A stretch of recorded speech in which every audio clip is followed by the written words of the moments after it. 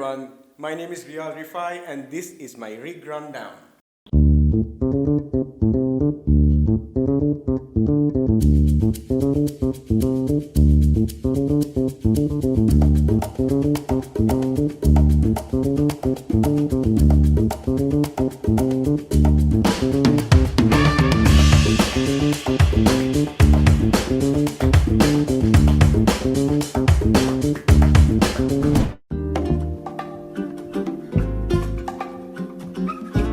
Back in 2004, I think I picked up a acoustic guitar. I think actually a nylon string classical guitar, and I was just jamming on it, playing basic chords, following tabs and all.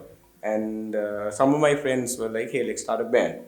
And the two guys who were playing, who knew how to play guitar, were way advanced than me. So I, by default, was nominated to play bass. So that's how I started playing bass.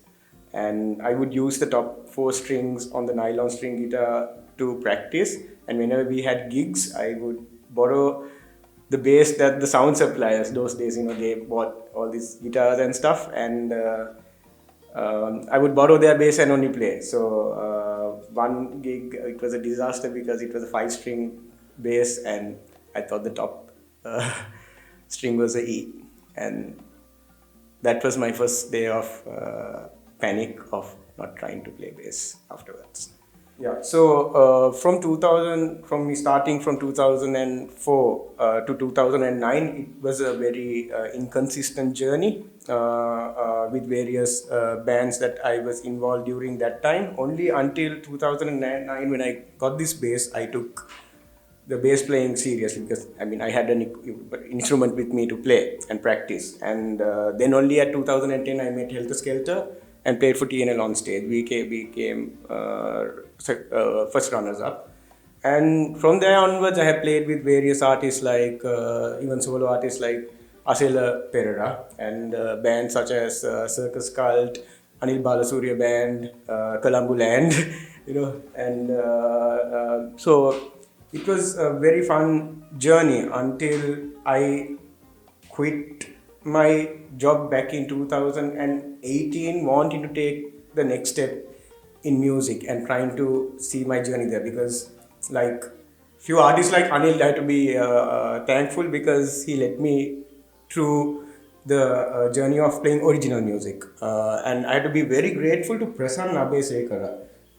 I have jammed with him a lot, and I played with him a couple of gigs, and he made me open my eyes to see the potential of being an original artist. And one more person I need to thank is Natalie, who's not with us at the moment. Rest in power, Natalie. And she only introduced me for these jams, and from there, Wagon Park and all this madness happened, and it was fun.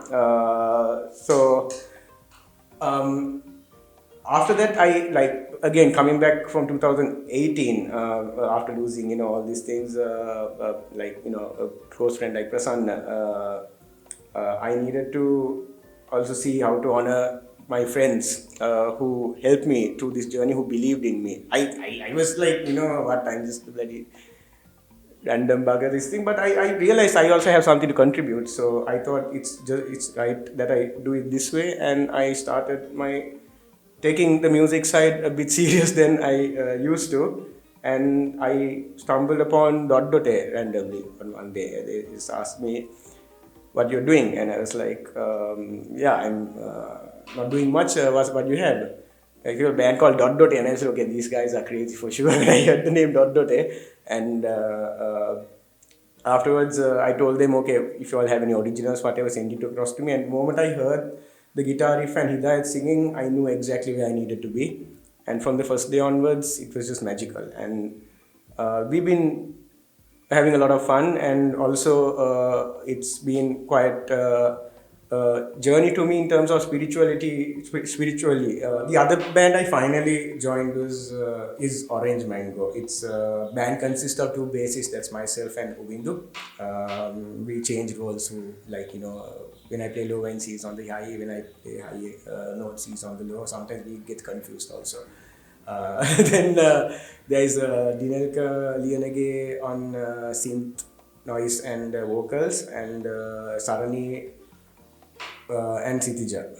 Those are the bandmates. So it's a very crazy, I would say, experimental. I would like to call it Looney Tunes. They don't like it, but for me it's Looney Tunes. It's very loony, but also very dark. It can get very dark lyrically. Sound wise, it's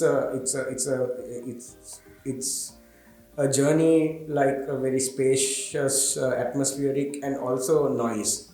Because that's what Dinelka specializes in. So it's a very interesting mix. I managed to experiment myself in it, and this rig is customized for that band.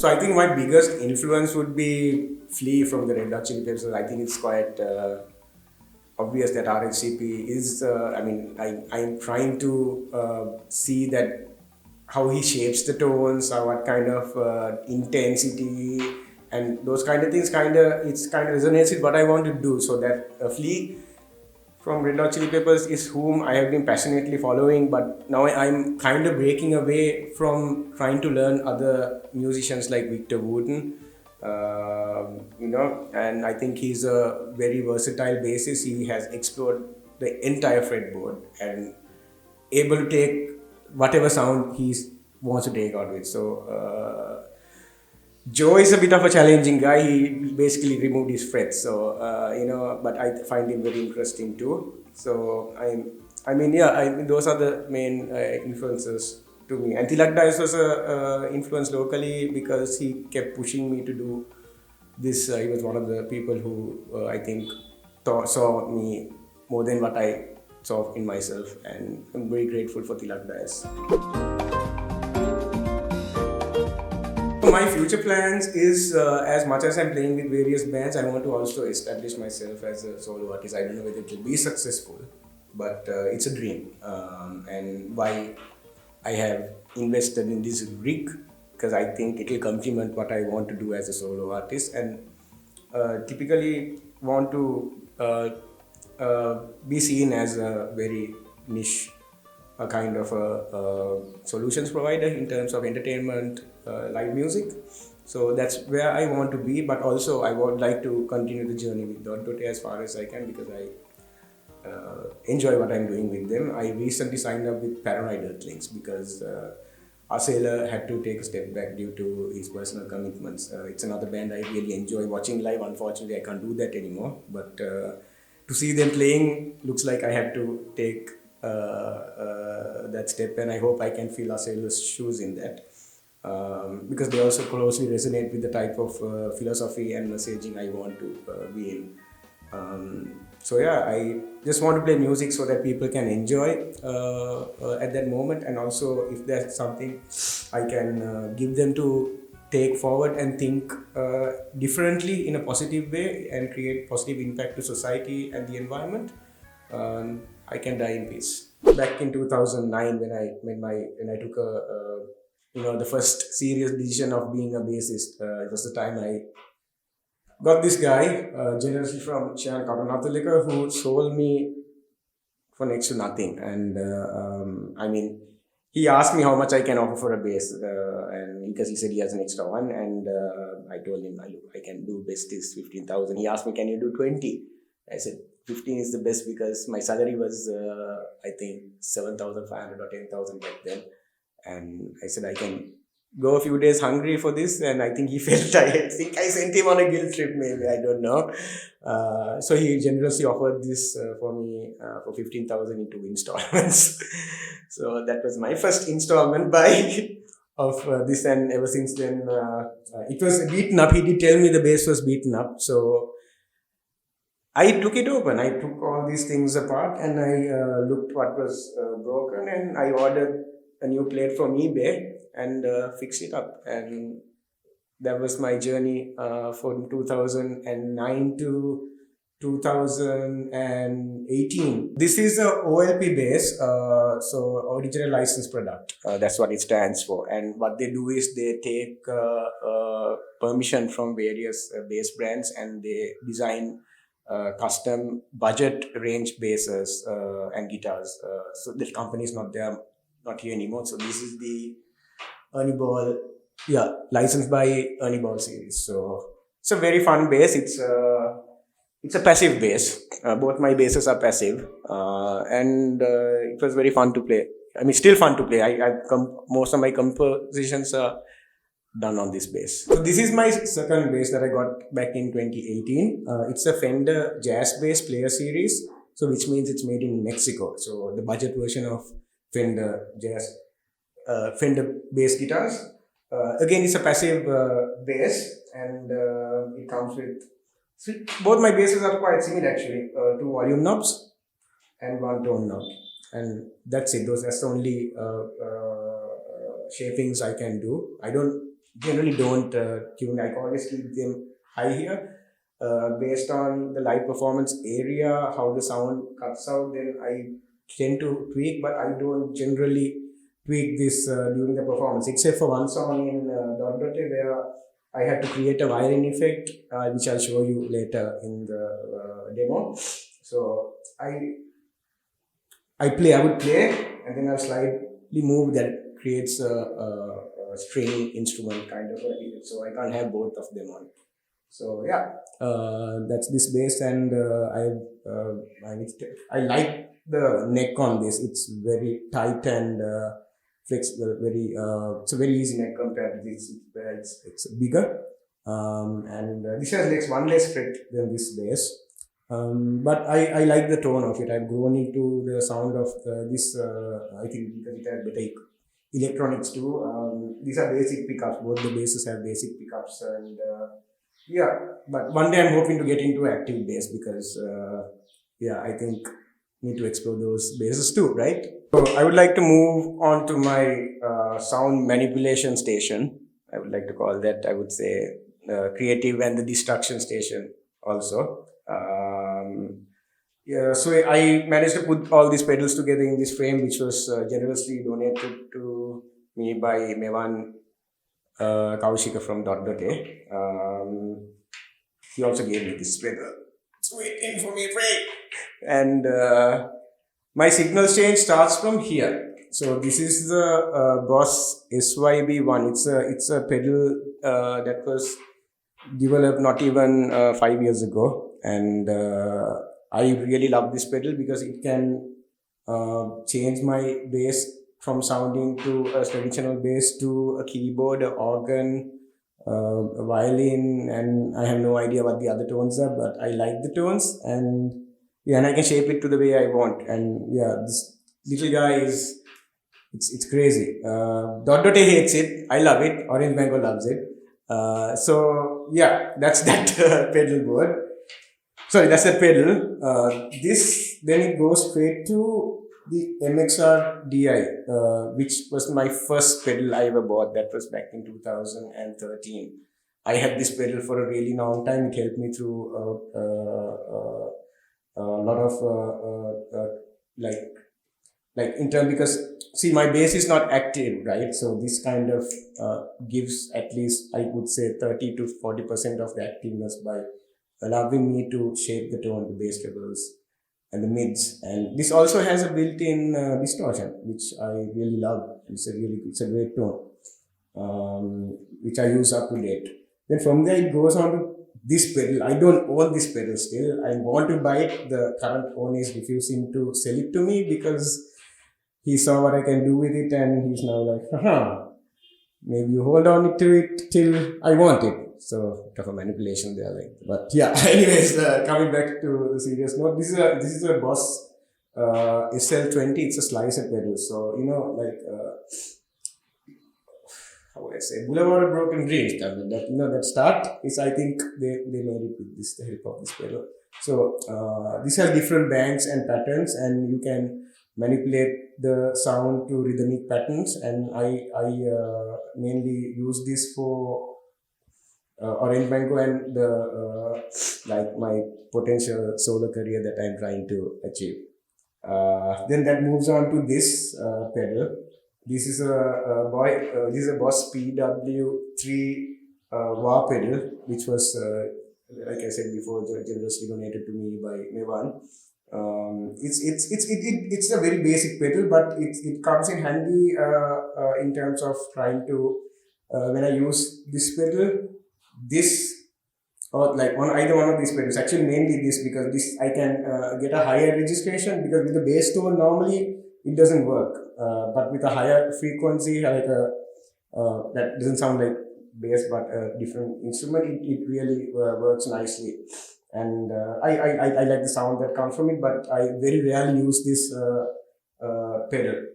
Then from there it goes to this flashback mini TC Electronics. It's I don't know. I think it's a digital delay pedal that it's a very basic one. Just the knobs here, and I can get the feedback, the volume level, and the response, the timing.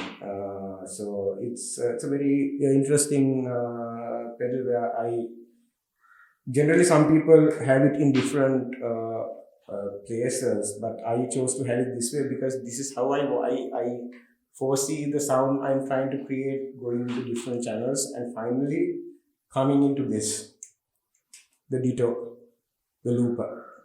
So this basically, whatever time duration I clock in first, I can keep adding various layers on top of it. And yeah, this is going to be one of my biggest brains in terms of my solo career, hopefully, that I'm trying to foresee. So that's my, and finally, this is the power distribution hub. This distributes power to everything other than this, where this pedal needs a separate power supply. I also forgot to mention this tuner here, which was generously given to me by Giles. So this is connected from the parallel output of this pedal. So it's I can make sure whenever I play that I'm in tune always, and it's a battery powered tuner. It's quite chill.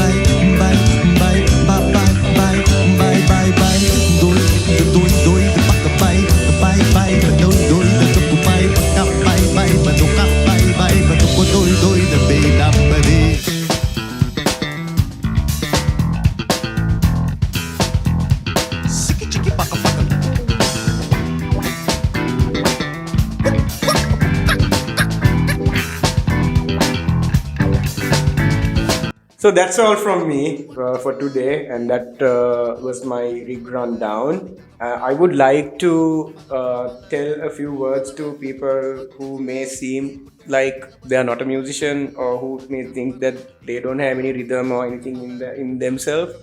I particularly don't come from a musical family at all, and music is something I always loved because it was a way I thought was something that I can get inspirations and certain even more spiritual messages from. So that's what music kept me going, and I think everyone has the rhythm sense and music in them. I would like to believe that so. If you happen to buy a guitar or a drum or whatever, and you feel like you are unable to express what you think, don't stop from there thinking or getting yourself like somewhat of like building insecurities, thinking that you can't play the instrument. I would say it's not easy to start at first. Some people are gifted to, I don't know, they just figure it out. But it took me a while too. But the greatest learning is that one, your instrument needs to be to your spec. And what I mean to your spec is you need to figure out how, like for example, I would like to have the strings as close as possible. Some people don't like that. I like it close as possible. That's how I like it to be. And that helps me express my creativity the way I want. So just because you think you can't play, it necessarily may not mean that you are not able to play. It's just that your instrument is not to your setting. So you need to figure out how to arrive on that. You have friends. You can always come to Yamaha and get their advice because they are very friendly and they are more than willing to help anyone out to express their creativeness.